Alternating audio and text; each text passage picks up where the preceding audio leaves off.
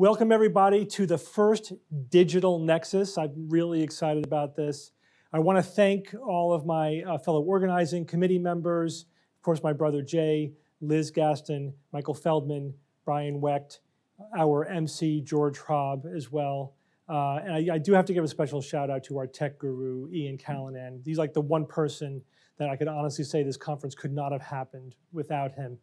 He and Jay have been working over weeks, months, to make the digital magic happen, and it's really exciting. Also excited just because I think doing a digital conference like this is a great idea. The potential for outreach and the kind of things that we can do is really fantastic. And of course, it certainly feels like the world needs skepticism now more than ever. And I really think that's true, although I'll say that I think that it's always true, meaning every generation, every age, skepticism is as more important than it ever has been. We need it more than ever. And I think that's because over historical time, the stakes have been getting higher, if you think about it. The world is increasingly dependent on science, on technology, on information. And in fact, information literacy is absolutely critical. It is as important to one's life, to one's quality of life, as is, say, other resources. And in fact, information poverty, I would argue, is as or more detrimental in some situations as resource poverty. And what I mean by information, I'm talking about all the things that we do in the skeptical movement, right? We're talking about scientific literacy, critical thinking, and now we have to add media literacy. Those things together I'm going to call information. And information poverty is a lack of one or more of those things, in addition to just lack of access to data, to information. To illustrate my point, I'm going to talk about Steve Jobs. Now, this guy was sitting on top of a technology, media, information empire, a billionaire. Certainly he lacked of no resource. And yet, he came down with a very treatable form of pancreatic cancer, unfortunately. And he had what I would consider to be information poverty in that he lacked skeptical, critical thinking enough that he decided not to avail himself of the best medical treatment available. He delayed what we would consider standard of care medical intervention. Now, we don't know what would have happened had he not done that. We cannot say for sure that he would have lived longer or would have survived his pancreatic cancer if he had. But we do know that he chose not to utilize the best medicine available in the world, which he had access to. And he did that because of lack of skeptical information and critical thinking. And we know that he died, unfortunately, of his pancreatic cancer. So right there, the lack of information, in a way was, predominated over his access to physical resources. We know people who are wealthy and privileged who decide not to vaccinate their children, for example. People who spend their lives chasing fantasy, chasing fiction. These people have information poverty, and it literally ruins their lives. So it is critically important. And so what does this mean then for us as individuals, as a community, as a movement? If this is more important now than it's ever been.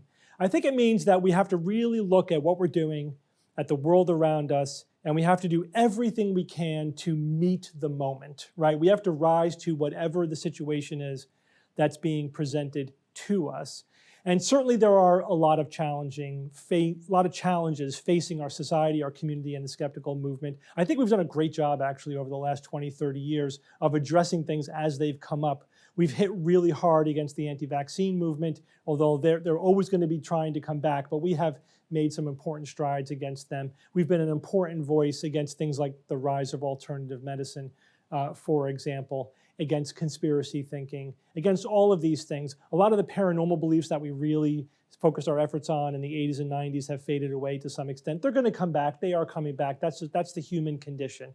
But I think that the skeptical movement is an absolutely vital and critical voice. And so what voice do we need to have right now, today, for the world that we find ourselves in? Well, we know, we could look around us and we could see, not only are we in the middle of a pandemic, we're in the middle of an information war over this pandemic, where you have the forces of not only ignorance and scientific literacy, but people promoting conspiracy theories of every type. There is a war being waged against the very concept of expertise and experts. Experts are being dismissed as elites. Expertise is being dismissed as a failure, as a conspiracy unto itself. There is a war against information to the extent that information is trying to be watered down to the point where opinion is equal to fact. There are no facts. There are no facts. There's only opinion. This is partly a deliberate campaign on the part of many people and movements and groups, partly incidental to what they're doing, but still the result of those campaigns, such as the anti-vaccine movement. And now we're facing a world where political parties are embracing this anti-expertise, anti-information agenda, and making it getting to the point where we don't even have a shared reality anymore. We've been talking for years already about the post-fact world, but what we're really talking about is a world where there's no trust. The institutions are not able to produce a shared reality to the point that we can even have a conversation, an intellectually honest conversation about what to do in a pandemic. And again, this perfectly illustrates my point. The United States, one of the richest countries in the world, is doing the absolute worst when it comes to the pandemic, not for lack of material resources, but because we are information dysfunctional. And that's the only reason why we are failing in the face of this pandemic.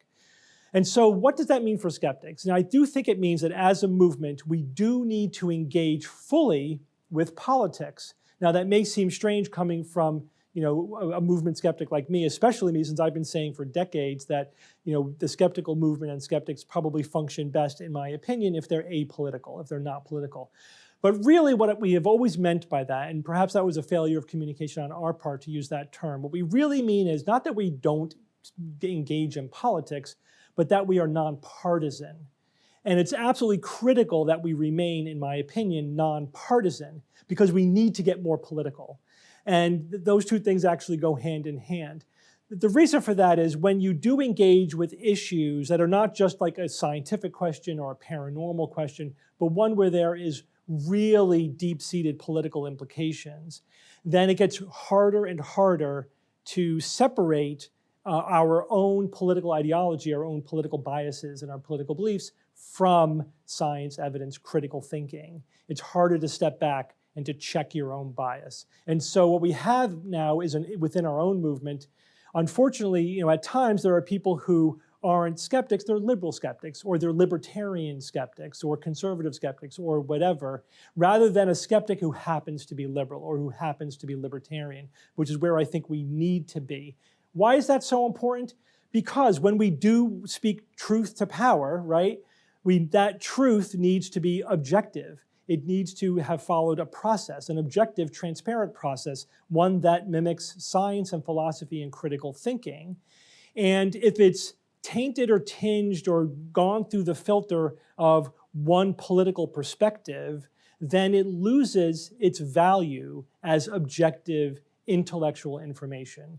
Right? If I'm going out there and saying, yeah, we need nuclear power if we're going to fight global warming, if that is a conservative opinion or a libertarian opinion, is less powerful than it's just a scientific opinion. And so I do think we need to be able to present these sort of unalloyed, critical thinking, skeptical, scientific analyses and opinions about the facts that we are facing that are the most important, and we are setting aside our personal ideology, our personal biases as much as we possibly can. You have to just be so careful when you're dealing with something as core to our identity as politics, because you don't realize you're doing it. If you have a certain political view, you think that political view is skepticism, and that people who disagree with you are not true skeptics or pure skeptics because they are following a different ideology. And I think that's poison to our movement. We want, first of all, scientific skepticism, critical thinking has to be for everybody. And we have to recognize that people are going to bring different values to critical thinking. And we want people to be scientific skeptics regardless of their cultural background, their religious background, their political or ideological background.